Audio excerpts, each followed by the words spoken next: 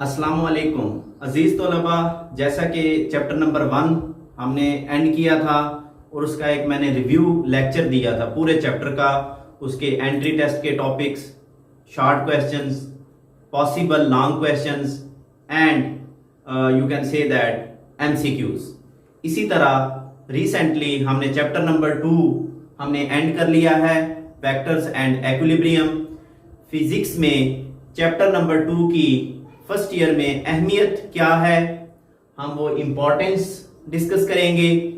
मैं आपको बताऊंगा शॉर्ट टाइम में कि चैप्टर नंबर 2 में से बोर्ड के एग्जाम में से short questions, numericals, long questions किस तरह से सेट होते हैं। इसी तरह एंट्रेंस टेस्ट में कौन से टॉपिक्स ज्यादा अहमियत के हामिल हैं। तो इसमें अगर हम देखें चैप्टर नंबर 2 को, तो चैप्टर नंबर 2 का जो नाम था that was vectors and equilibrium. इसमें से जो शॉर्ट क्वेश्चंस बनेंगे that those are 3 short questions. 3 short questions हैं जो इस चैप्टर में से आएंगे। अगर हम एमसीक्यू देखें तो इस चैप्टर के अंदर से सिर्फ 2 एमसीक्यूज हैं जो कि सालाना पेपर में लिए जाएंगे। लॉन्ग क्वेश्चन देखें, इस चैप्टर में से एक लॉन्ग क्वेश्चन सालाना पेपर में आता है। वो लॉन्ग क्वेश्चन न्यूमेरिकल भी हो सकता है या वो चैप्टर के बीच में से कहीं से भी लिया जा सकता है।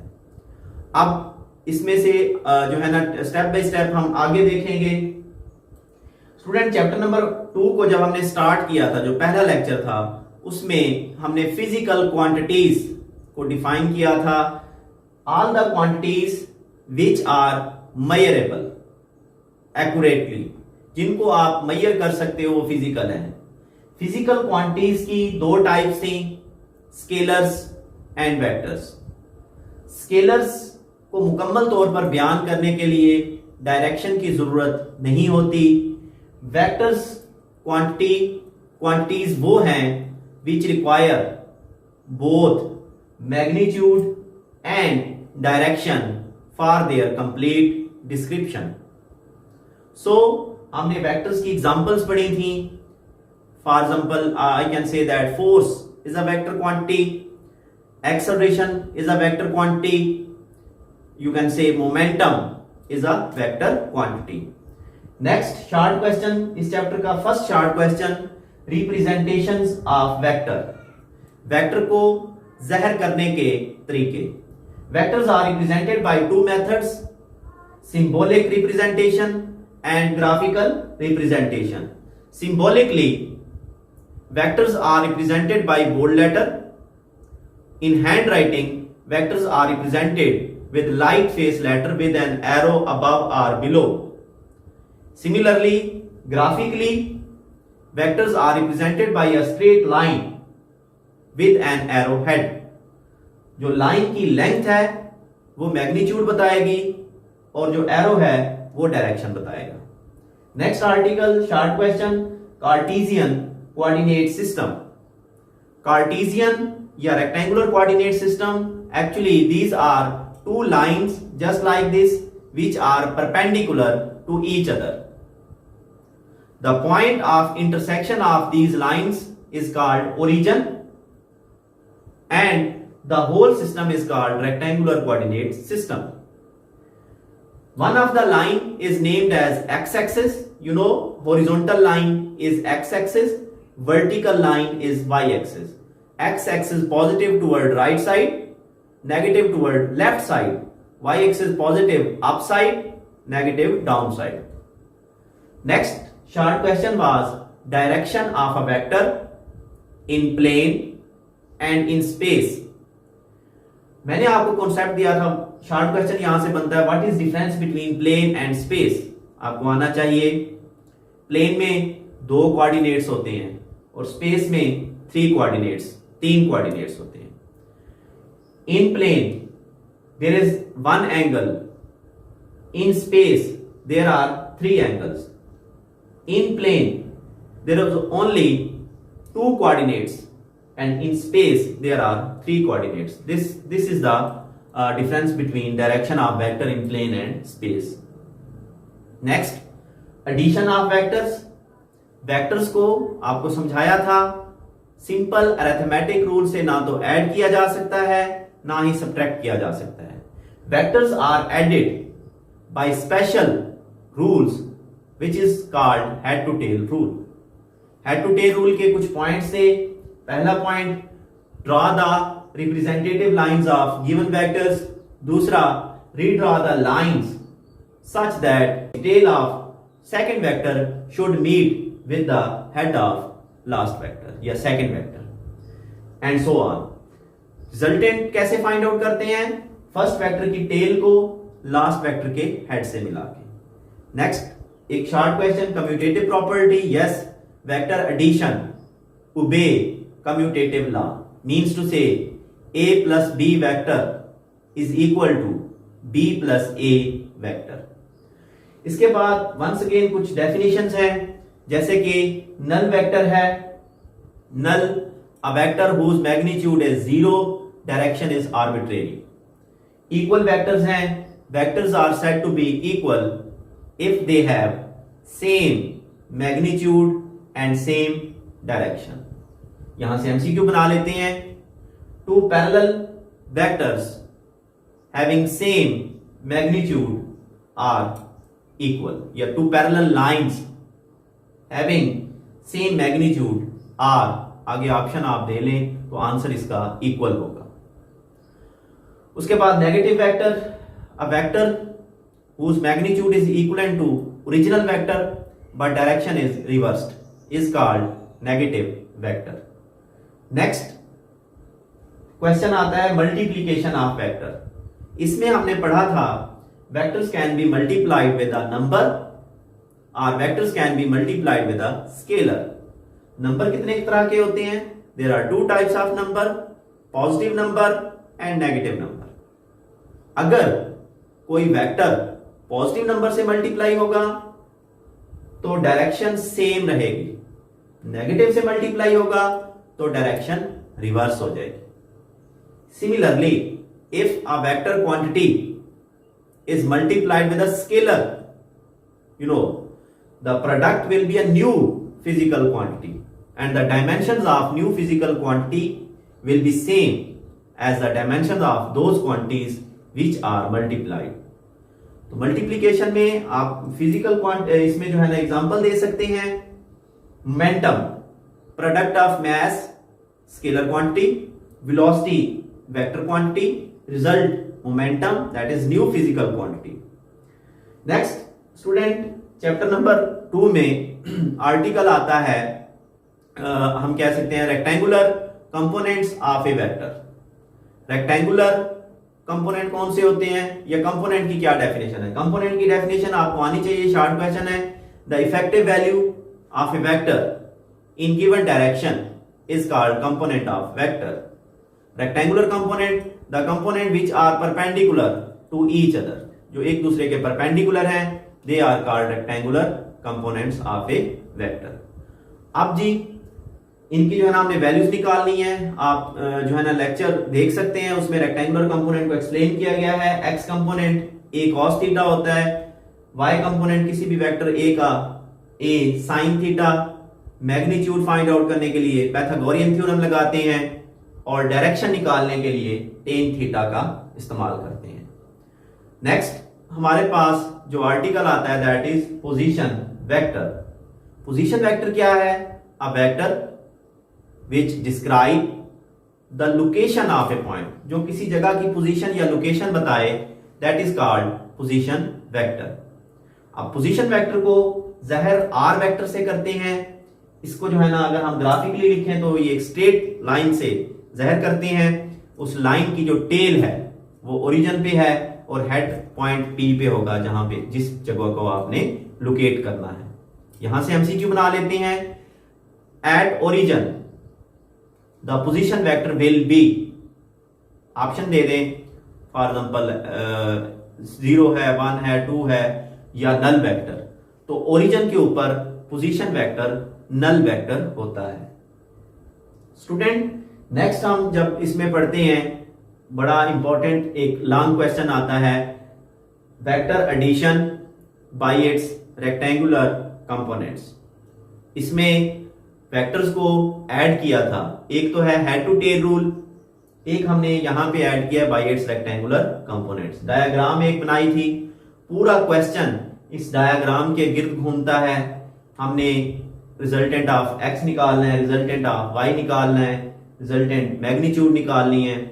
इसके जो समरी पॉइंट्स थे, पहला आपने जो काम करना है, find x components rx and y components of given vector. दूसरा point, find rx by adding all the x components. तीसरा, find ry by adding all the y components. Find the magnitude of vector, given vector, and find the direction. इसमें जब हम next आते हैं, topic आ जाता है direction of a vector. एक vector की डायरेक्शन कैसे फाइंड आउट की जाती है। देखिए स्टूडेंट, किसी भी वेक्टर की डायरेक्शन फाइंड आउट करने से पहले कि वो उसकी डायरेक्शन किस तरफ है, दाएं बाएं ऊपर नीचे किस तरफ है, फर्स्ट ऑफ ऑल हमें उस वेक्टर का फाई निकालना पड़ेगा। फार्मूला है tan inverse R Y by R X. जब फाई आ जाता है फिर हम डायरेक्शन निकाल सकते हैं। इसमें भी काफी एमसीक्यू बन सकते हैं, मैं आपको बताऊंगा भी।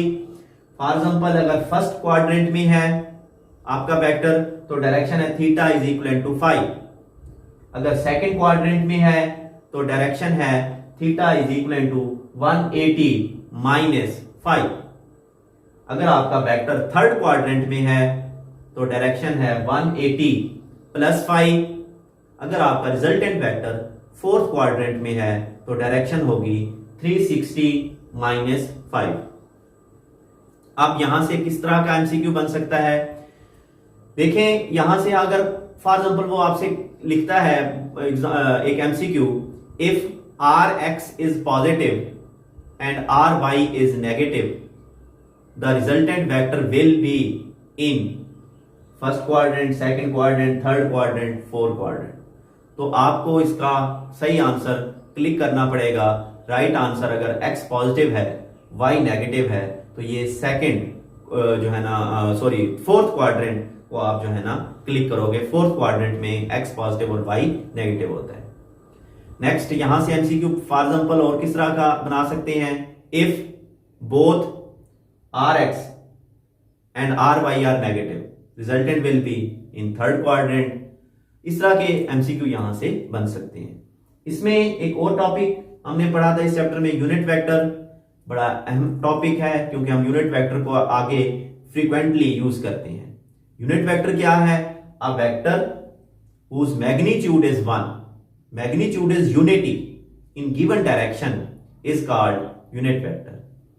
यूनिट वेक्टर को ज़ाहिर कैसे किया जाता है, ए वेक्टर का यूनिट वेक्टर ए हैट लिखा जाएगा, बी वेक्टर का unit vector B hat. In rectangular coordinate system, we use I unit vector, J unit vector and K unit vector to represent the direction of x-axis, y-axis and z-axis respectively. In plane, for example, कोई भी हमारे पास vector R है तो उसका जो direction होगी उसकी वो क्या होगी, R यूनिट वेक्टर। हमारे पास कोई भी नॉर्मल टू सरफेस है वो होगा N unit vector which is always normal to a given surface। ये MCQ भी है, n unit vector is always parallel, perpendicular या anti parallel, ये इसके ऑप्शन बना सकते हैं। तो जो n यूनिट वेक्टर है वो हमेशा सरफेस के परपेंडिकुलर या नॉर्मल होता है। नेक्स्ट, हमने मल्टीप्लीकेशन तो पढ़ ली थी वेक्टर की नंबर के साथ और वेक्टर की स्केलर के साथ। फिर हमारे पास यहां पे दो लॉन्ग क्वेश्चन आते हैं, multiplication of a vector with vector. वो लॉन्ग क्वेश्चन बने थे, पहला था स्केलर प्रोडक्ट और उसके बाद में आएगा वेक्टर प्रोडक्ट। स्केलर प्रोडक्ट क्या है, अगर दो वेक्टर क्वांटिटीज मल्टीप्लाई हो, रिजल्ट एक स्केलर क्वांटिटी आ जाए, such product is called scalar product. जैसे फोर्स वेक्टर, डिस्प्लेसमेंट वेक्टर, दो वेक्टर मल्टीप्लाई हो रहे हैं, फोर्स और डिस्प्लेसमेंट, आंसर वर्क आ रहा है, work is a scalar quantity, so that is one of the example of scalar product. और भी एग्जांपल आपको लेक्चर में दे चुका हूं। Scalar product of two vectors a and b is written as a dot b and defined as ab cos theta। इसमें a और b magnitude है vector a और b की, और theta is the angle between a vector and b vector. Short question यहां से, what are the physical meanings of scalar product, आपको आने चाहिए, आपको एग्जांपल्स आनी चाहिए स्केलर प्रोडक्ट की। आगे चल के कैरेक्टरिस्टिक्स ऑफ स्केलर प्रोडक्ट, ये बड़ी अहम है। स्केलर प्रोडक्ट की कैरेक्टरिस्टिक्स में सबसे पहली जो कैरेक्टरिस्टिक है वो कम्यूटेटिव है। MCQ, scalar product commutative law को ओबे करता है या नहीं करता? Answer, scalar product obey commutative law. a dot b is always equal to b dot a। MCQ, scalar product is irrelevant to the order, ये order से irrelevant है, यानी a डॉट b करें या b डॉट a करें answer same है। Next property, for perpendicular vectors, अगर दो वेक्टर्स परपेंडिकुलर हैं तो उनका जो स्केलर प्रोडक्ट होगा वो जीरो होगा। क्यों? क्योंकि a dot b is equal to A B cos 90, cos 90 zero होता है। इसी तरह यूनिट वेक्टर में i dot j zero, j dot k zero, k dot i zero. आगे अगर हम पढ़े for anti parallel vectors and parallel vectors, अगर दो वेक्टर्स आपस में पैरेलल हैं उनका स्केलर प्रोडक्ट उन वेक्टर की मैग्नीट्यूड के बराबर होगा। ये एमसीक्यू में भी आ सकता है।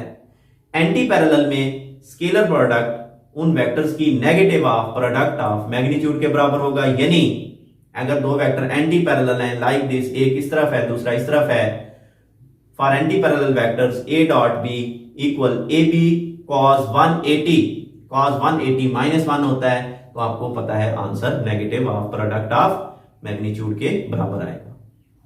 आगे हम अगर देखें सेल्फ प्रोडक्ट, तो दो वेक्टर्स को तो हमने डॉट किया था, अगर हम सेल्फ कर दें a डॉट a या b डॉट b, तो सेल्फ प्रोडक्ट या self dot product is always equal to square of magnitude. Scalar product in term of rectangular components क्या आता है आपको आना चाहिए, और स्केलर प्रोडक्ट एंगल मालूम करने के लिए इस्तेमाल होता है। ये एमसीक्यू भी है और ये आपको पता भी होना चाहिए। It is used to find the angle between two vectors. अगला लॉन्ग क्वेश्चन, क्रॉस प्रोडक्ट।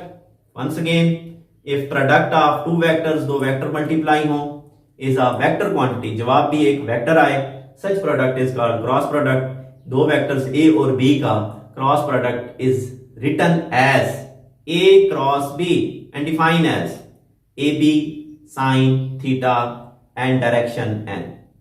आपको एमसीक्यू क्लियर होना चाहिए कि a क्रॉस b का जो क्रॉस प्रोडक्ट का जो रिजल्ट आएगा उसकी जो डायरेक्शन होगी रिजल्टेंट की, वो a और b के नॉर्मल होगी डायरेक्शन।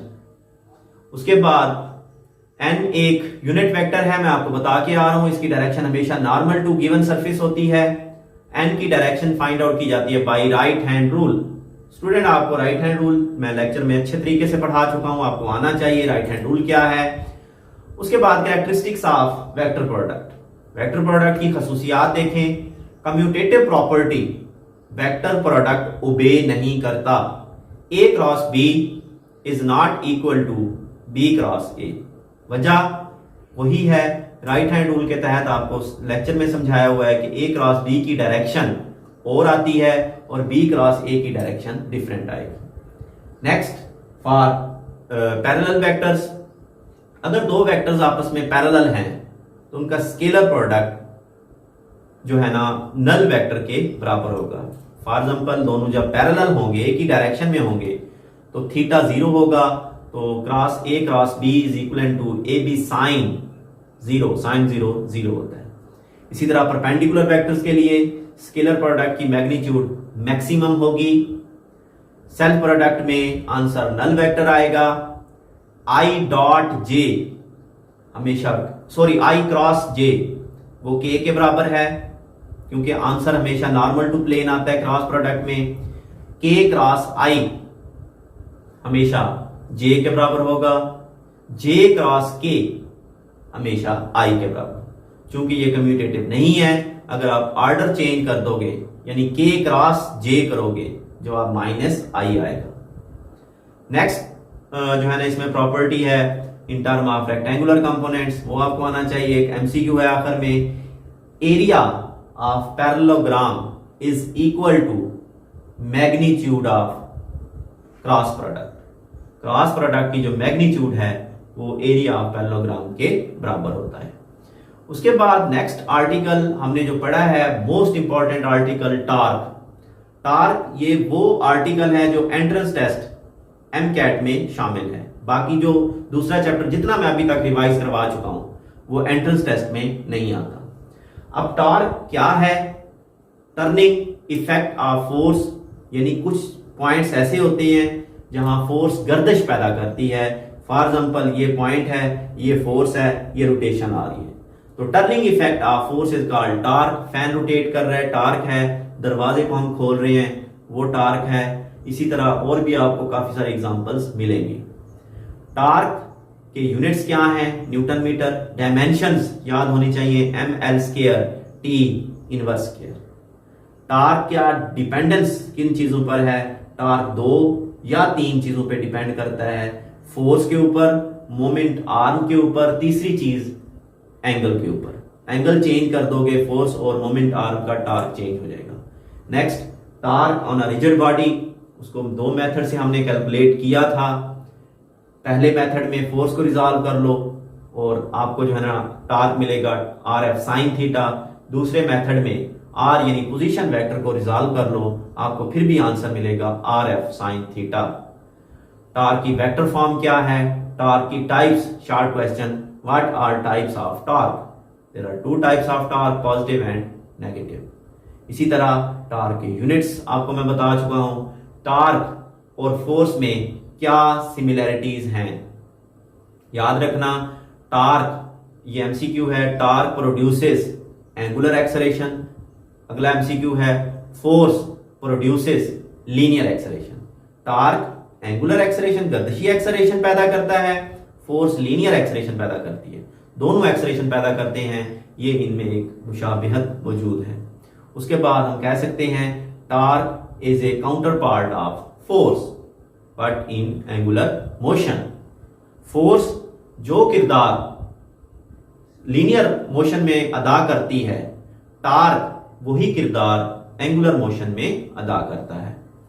अगले आर्टिकल की तरफ बढ़े, उसमें जो है ना हमने इक्विलिब्रियम, ये लास्ट आर्टिकल था और ये भी एंट्रेंस टेस्ट एमकैट का टॉपिक है। ये 2 टॉपिक हैं पूरे चैप्टर में, टॉर्क और इक्विलिब्रियम, जो एंटी टेस्ट में शामिल होते हैं। इसमें जो है ना टॉर्क के हवाले से मैं एक 2 और एमसीक्यू आपसे शेयर कर दूं।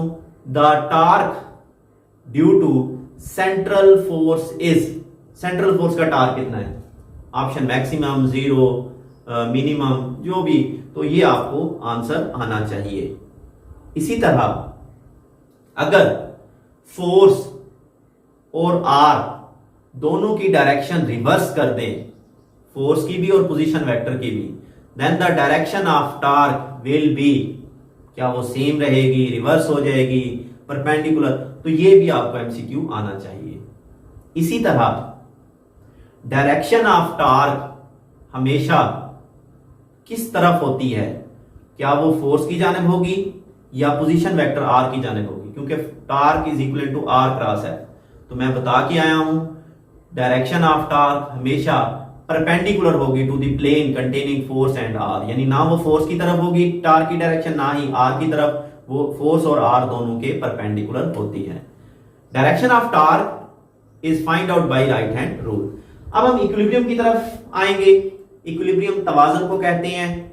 अगर किसी जिस्म के ऊपर नंबर ऑफ फोर्सेस अमल कर रही हैं, नंबर ऑफ फोर्सेस, वो जिस्म रेस्ट में है या कांस्टेंट वेलोसिटी से मूव कर रहा है, the object is said to be in equilibrium.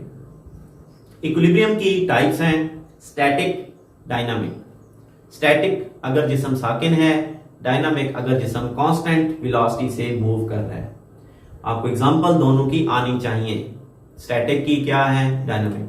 Dynamic equilibrium की फिर 2 टाइप्स हैं, translational equilibrium, rotational equilibrium. Translational, अगर कोई जिस्म कांस्टेंट वेलोसिटी से कांस्टेंट लीनियर वेलोसिटी से मूव करे वो ट्रांसलेशनल इक्विलिब्रियम है। अगर कोई जिस्म कांस्टेंट एंगुलर वेलोसिटी से मूव करे वो क्या है, रोटेशनल इक्विलिब्रियम है।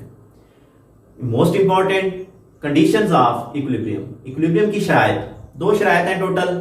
फर्स्ट कंडीशन है a body will be in translational equilibrium if vector sum of all forces acting on body is zero. अब अगर सिग्मा एफ जीरो है तो जिसम ट्रांसलेशनल इक्विलिब्रियम में होता है, ये एमसीक्यू है। इसी तरह कोप्लेनर फोर्सेस क्या हैं, डेफिनेशन आनी चाहिए। कोई भी जिसम ट्रांसलेशनल इक्विलिब्रियम में होगा अगर सिग्मा एफ एक्स भी जीरो है, सिग्मा एफ वाई भी जीरो है। इसी तरह यहां से MCQ, if rightward forces are positive then leftward forces are negative. If upward forces are positive downward forces will be taken as negative. Second condition of equilibrium, a body will be in rotational equilibrium if vector sum of all torques acting on body is zero. तो rotational equilibrium में होगा जिसम अगर उस पर अमल करने वाले torques का मजमूआ सिफर है। इसको याद करेंगे। इसके बाद complete condition of equilibrium, short question है, what is the complete condition of equilibrium. कोई भी जिसम उस वक्त कंप्लीट इक्विलिब्रियम में होगा अगर वो दोनों कंडीशंस को जस्टिफाई करे, यानी सिग्मा एफ भी जीरो हो, सिग्मा टॉर्क भी जीरो हो, तब जाके जिसम कंप्लीट इक्विलिब्रियम में होता है। आगे अगर हम बढ़ें तो हमारे पास किसी भी जिसम के ऊपर जब हमने टॉर्क को जो है ना इक्विलिब्रियम को कैलकुलेट करना है तो हमें कोई ना कोई एक्सिस, कोई ना कोई जो है ना चूज करना पड़ता है जिसके गिर्द वो पॉइंट रोटेट करता है। तो अमूमन हम वो पॉइंट चूज करते हैं जहां से नंबर ऑफ फोर्सेस पास हो रही हो, तो वो जो है ना हमारे लिए सूटेबल होता है। इसके बाद अगर आपने किसी भी एक सिस्टम में है जहां एक से ज्यादा जो अजसाम हैं वो इक्विलिब्रियम में है, इक्विलिब्रियम में उनकी इक्विलिब्रियम निकालना है, तो आप एक वक्त में एक जिस्म का इक्विलिब्रियम निकालोगे, फिर दूसरे का निकालोगे, फिर तीसरे का, तो एक वक्त में एक जिस्म का इक्विलिब्रियम निकाला जा सकता है। तो जैसा कि कोशिश यही की गई है कि दूसरे चैप्टर को मैक्सिमम एक्सप्लोर किया जाए कि इसके अंदर क्या है। मैं उम्मीद करता हूं आपका जो है ना इससे कुछ ना कुछ फायदा जरूर होगा। अपना ख्याल रखिए।